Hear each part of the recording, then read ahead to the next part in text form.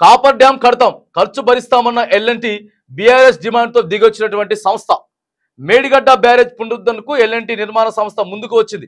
CM KCR ఎంతో ప్రతిష్టాత్మకంగా కాళేశ్వరం ప్రాజెక్టును నిర్మించిన సంగతి తెలిసిందే. గతేడాది అక్టోబర్ నెలలో మేడిగడ్డ 7వ బ్లాక్లోని 19, 20, 21 పిల్లర్లు కుంగిపోయాయి. అప్పుడు ప్రతిపక్షంలో ఉన్న కాంగ్రెస్ తీవ్ర విమర్శలు చేసింది. ఇక కాంగ్రెస్ అధికారంలోకి వచ్చిన తర్వాత సైతం మేడిగడ్డ విషయంలోనే విమర్శలు చేయడం మొదలుపెట్టింది. దీంతో బీఆర్ఎస్ పార్టీ మేడిగడ్డను రిపేర్ చేయాలని ప్రాజెక్టు నిర్మించిన ఎల్ఎన్టీ సంస్థను డిమాండ్ చేసిందనట. మరిగా ప్రతిష్టాత్మకంగా కేసీఆర్ అయితే కాళేశ్వరంని ప్రాజెక్టు నిర్మించినటువంటి విషయం మనందరికీ తెలుసు. ఎందుకంటే కాళేశ్వరం వరప్రధాని అని చెప్పి కాంగ్రెస్ పార్టీ, అప్పుడు ప్రతిపక్షంలో కాంగ్రెస్ పార్టీ నేతలతో పాటు కేంద్ర బృందాలు ఎన్నోసార్లు పర్యటన చేయడానికి వచ్చినాయి. పర్యటన చేయడానికి వచ్చి కాళేశ్వరం మహా అద్భుత ప్రాజెక్ట్ అని చెప్పినాయి. దాని ద్వారాగా కొన్ని వేల ఎకరాలు, దాదాపుగా ఉమ్మడి 4 జిల్లాలతోటి సస్యశ్యామలమైనటువంటి మాట మనందరికీ తెలుసు. దాన్ని వాడుకున్నటువంటి రైతులుగా తెలుసు. ఎంతో మంది దాని కాళేశ్వరం ద్వారాగా సాగునీరు, తాగునీరు ఎంతో మంది తెలంగాణ రైతులు పొందారు. సరే, దాన్ని కూడా ఇక మరి కేసీఆర్ ఏం చేసి ఉన్నారంటే, ఎన్ని వేల కోట్లు ఖర్చు అయినా ఇబ్బంది లేదు, కానీ మరి ఆయన టర్మ్లో కాళేశ్వరం అనేది పూర్తి చేయాలి, ఖచ్చితంగా ప్రజలకు నీరు ఇచ్చేటటువంటి ప్రయత్నం చేయాలని చెప్పేటటువంటి మంచి సంకల్పంతో ఆయన, లేకపోతే అవినీతి చేయాలి, అక్రమాలు చేయాలి, సంపాదించుకోవాలనుకుంటే ఇక వేరే ఎన్నో రంగాలలో ఎన్నో రకాలుగా చేయొచ్చు. సరే, చేసి ఉండొచ్చు.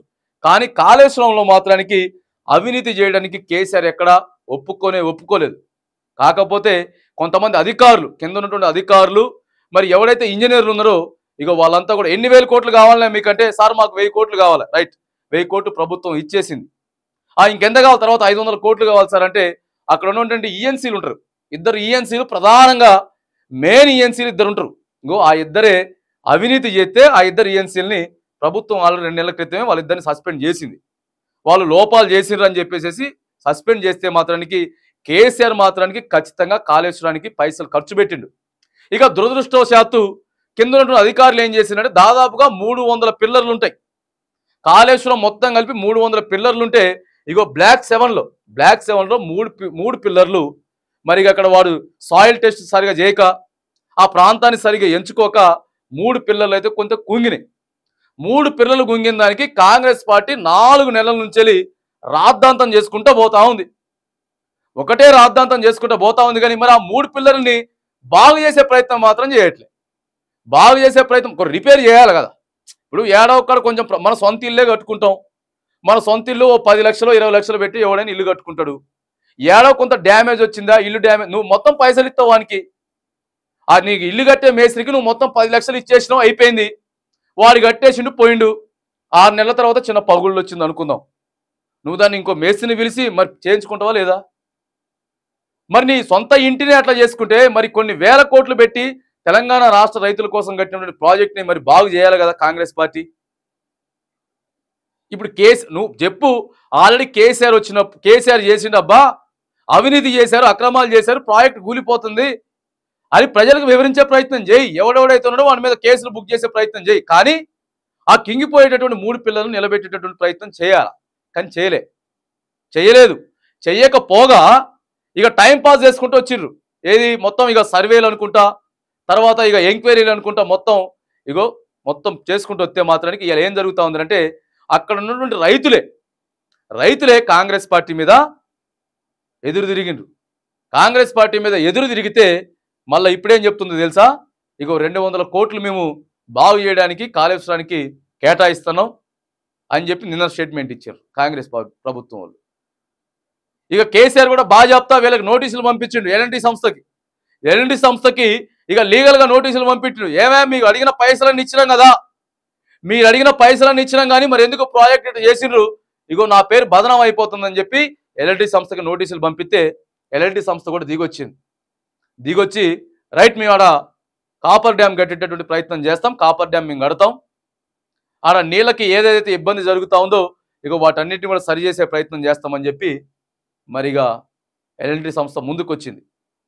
రైట్, ఇప్పుడు ఉన్నటువంటి కాంగ్రెస్ ప్రభుత్వం కూడా దిగొచ్చి 200 కోట్ల రూపాయలు అయితే మళ్ళీ వాళ్ళకి కేటాయించడం కూడా జరుగుతూ ఉంది. మళ్ళీ టెండర్లు పిలువడంతో పాటు మరి ఎల్ఎన్టీ సంస్థ కూడా మళ్ళీ దాన్ని కూడా, ఎందుకంటే మళ్ళీ జూన్ 15వ తారీఖు వరకే మనం బాగు చేసుకోవాల్సిన అవసరం ఉంటుంది. జూన్ 15వ తారీఖు వరకు బాగు చేసుకోకపోతే మళ్ళీ వర్షాలు వస్తాయి. వర్షాలు వస్తే పని జరగదు, ఇంకా కొంచెం ఎక్కువ ప్రమాదం జరిగే ఆస్కారం ఉంది. కాబట్టి మరిగా ఖర్చు భరిస్తామని చెప్పి ఎల్ఎన్టీ కంపెనీ ముందుకు రావడంతో పాటు ఇక ప్రభుత్వం కూడా ఇగో ఇట్లా చేయాలి, ఇట్లా చేసుకుంటూ పోవాలి. ప్రతిపక్షం కానీ లేకపోతే పాలక పక్షం కానీ ప్రజల ప్రయోజనాల కోసం ఆలోచన చేసుకొని ఓ తాటి మీదకి రావాలి. ఓ తాటి మీదకి వచ్చి ప్రజలకి మంచి చేసే ప్రయత్నం చేస్తే ఇగో అప్పుడు ప్రజలు కొద్దిగా రాజకీయాల మీద కానీ లేకపోతే ప్రభుత్వం మీద కానీ ప్రతిపక్షాల మీద కానీ ఇగో వాళ్ళు కొంచెం మద్దతు తెలిపే అవకాశం ఉంటుంది. మీ ఇష్టానుసారంగా పోతే ఏమైతా ఉంది, ఎప్పటికప్పుడు ఓట్ బ్యాంక్ పడిపోతుంది. ఓటు కూడా వేయడానికి ప్రజలు ఇష్టపడతలేరు, ఓటు వేయడానికి ఇష్టపడతలేరు. మీరు చేసేటటువంటి రాజకీయాలు చెత్త రాజకీయాల వల్ల ఓట్లు వేయడానికి కూడా ముందుకు రావట్లే. ఇంటి పక్కనే ఉంటుంది వాని సెంటరు, ఓటేసేటటువంటి ఏదైతే సెంటర్ ఉంటుందో వాని ఇంటి పక్కనే ఉన్నా కానీ వచ్చి ఓటేసే పరిస్థితి లేదు. ఎందుకంటే ఇగో రాజకీయాల వల్ల వాళ్ళకి విరక్తి కలిగిపోయి, అందుకే అంతా ఒక తాటిపైకి వస్తే మాత్రానికి ఖచ్చితంగా ఇగో ప్రజలలో కూడా ఉత్సాహం చైతన్యవంతం వచ్చి ప్రజలందరూ కూడా ముందుకు వచ్చి ఇగో రాజకీయ నాయకులు అభినందించే ప్రయత్నం చేస్తారు.